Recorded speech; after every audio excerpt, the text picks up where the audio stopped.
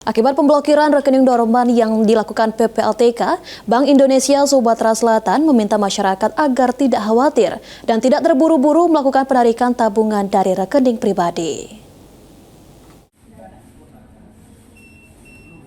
Adanya kebijakan pemblokiran rekening dorman atau rekening bank yang tidak digunakan transaksi dalam jangka waktu tertentu yang dilakukan oleh Pusat Pelaporan dan Analisis Transaksi Keuangan atau PPATK sebagai salah satu upaya melindungi rekening dari potensi penyelewengan dan kejahatan seperti penipuan dan pencucian uang.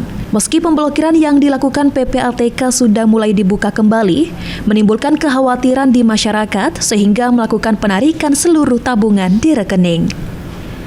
Sehingga Kepala Perwakilan Bank Indonesia Provinsi Sumatera Selatan, Bambang Pramono, menghimbau masyarakat untuk tidak khawatir. Selama dana yang disimpan masih ada di dalam rekening, maka tabungan yang disimpan akan dipastikan dalam kondisi aman.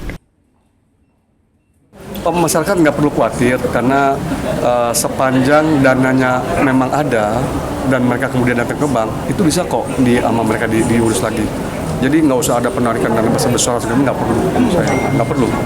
Itu tolong bantu ya, ingetin masyarakat nggak perlu seperti itu gitu loh. Pokoknya itu kan aman tabungannya, Pak? Insya Allah aman. Nah, kan dijamin juga kan sama LPS.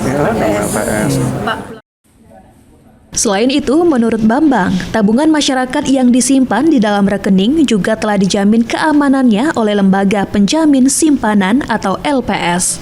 Eki Saputra, PAL TV.